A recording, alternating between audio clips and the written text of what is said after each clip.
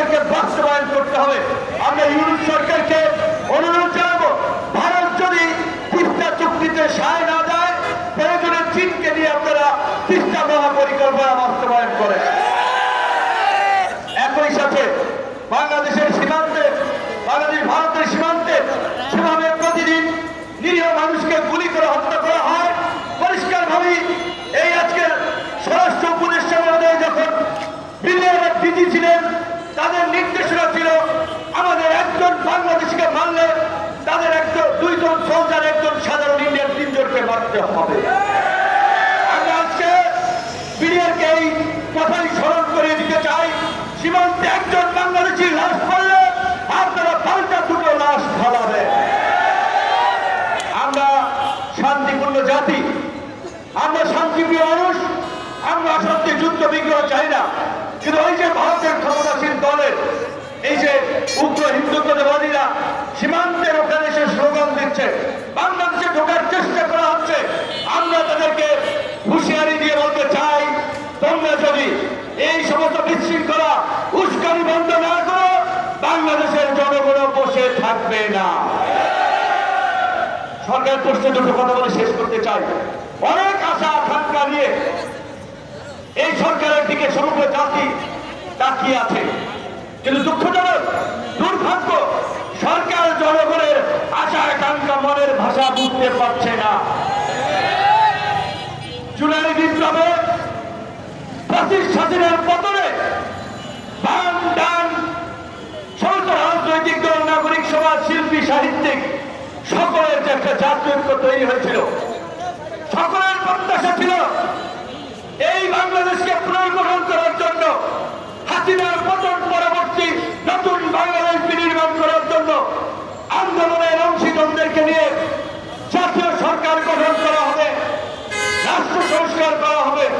কিন্তু দুঃখজনক, আমরা দেখলাম যাদেরকে আমরা সরকার গঠনের দায়িত্ব দিলাম, তারা তাদের সার্কেলের বন্ধু বান্ধব, চার লোকজনকে নিয়ে সরকার গঠন করলেন, মানুষকে হতাশ করলেন, আন্দোলনকারী নেতৃবৃন্দ, রাজনৈতিক দল সকলকে আঘাত দিলেন, যার ফলে এখন রাজনৈতিক দলগুলো দ্রুত সময়ে নির্বাচন চাচ্ছে। এখন রাজনৈতিক দলগুলো সরকারের কর্মকাণ্ডে সন্দেহ সংশয় প্রকাশ করছে।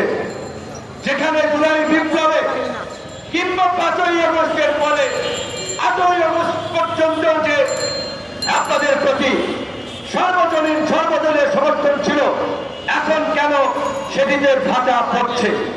আমাদের একজন উপদেষ্টা বলেছেন, রাজনৈতিক দলগুলো সরকারকে ব্যর্থ প্রমাণ করতে চায়, তারা রাজনৈতিক দলগুলোই সংস্কার করতে চায়।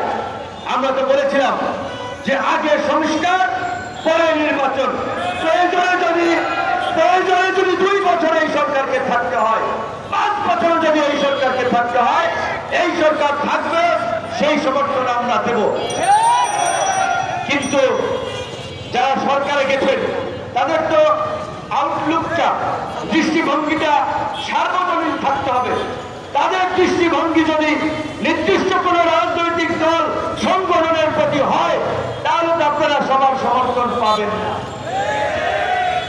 যে রাজনৈতিক দলগুলো আপনাদেরকে আনকন্ডিশনাল সমর্থন দিয়েছিল, কেন তারা এখন আপনাদের কর্মকাণ্ডে সন্দেহ সংশয় প্রকাশ করছে, সেই কারণ ফাইন্ড আউট করতে হবে। আমি এখনো অস্থির হতে চাই না, এখনো অধৈর্য হতে চাই না, আরো কিছুদিন ধৈর্য ধরতে চাই, আরো কিছুটা সময় দেখতে চাই। অনেক রক্ত ত্যাগের বিনিময়ে 53 বছরে একটিবার এই বাংলাদেশে গণ অভ্যুত্থান আমরা ঘটিয়েছি 2024 সালে। কাজে এই গণ অভ্যুত্থানের সরকারকে দিয়ে আমরা যদি এই ভারতীয় আগ্রাসন ঠেকাতে একটা শক্তিশালী পররাষ্ট্র নীতি গ্রহণ করতে না পারি, রাজনীতিতে সংস্কার না করতে পারি, নির্বাচন কমিশন, বিচার বিভাগ, মানবাধিকার কমিশনের মতো কিছু রাষ্ট্রীয় প্রতিষ্ঠান গড়ে তুলতে না পারি, সেটা আমাদের জন্য দুর্ভাগ্যের হবে। রাজনৈতিক দলগুলো অতীতে যারা ক্ষমতায় ছিল, তারা প্রত্যেকেই ক্ষমতাকে কুক্ষিগত করার জন্য রাষ্ট্রীয় সমস্ত প্রতিষ্ঠানকে দলীয়করণ করেছে, নিজের মতো করে করার চেষ্টা করেছে, যার ফলে আজকে এই চরম সংকট দেশে তৈরি হয়েছে। কাজেই রাষ্ট্র সংস্কারের পাশাপাশি রাজনীতির সংস্কারও জরুরি, রাজনৈতিক দলগুলোর সংস্কারও জরুরি। রাজনৈতিক দলগুলোর মধ্যে যদি গণতান্ত্রিক মূল্যবোধ না থাকে, রাজনৈতিক দলগুলোর অভ্যন্তরে যদি গণতান্ত্রিক চর্চা না থাকে, একজন ব্যক্তি যদি আমৃত্যু দলের সভাপতি চেয়ারম্যান থাকেন, তাহলে তো তার মধ্যে ক্ষমতার লোভ মোহ পেয়ে বসবেই। কাজেই রাজনৈতিক দলগুলোর মধ্যেও গণতান্ত্রিক মূল্যবোধের চর্চাকে প্রসারিত করতে হবে। রাজনৈতিক দলগুলো রাজনীতিরও সংস্কার প্রয়োজন আছে।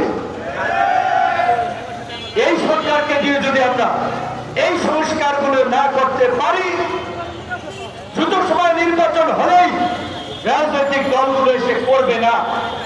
রাজনৈতিক দলগুলোর চরিত্র আপনারা দেখেছেন, বুঝেছেন, জেনেছেন। কাজেই এই সরকারের প্রতি আমাদের ক্ষোভ আছে, রাগ আছে।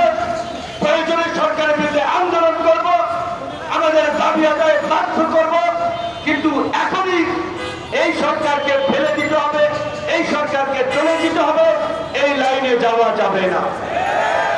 ধৈর্য ধরেন, এই সরকারের জনগণের বাইরে যাওয়ার সুযোগ নাই। জনগণের বাইরে গেলে, জনসমর্থনের বাইরে গেলে তারা এক সপ্তাহ টিকে থাকতে পারবে না। এটা তারা ভালো করেই বুঝে।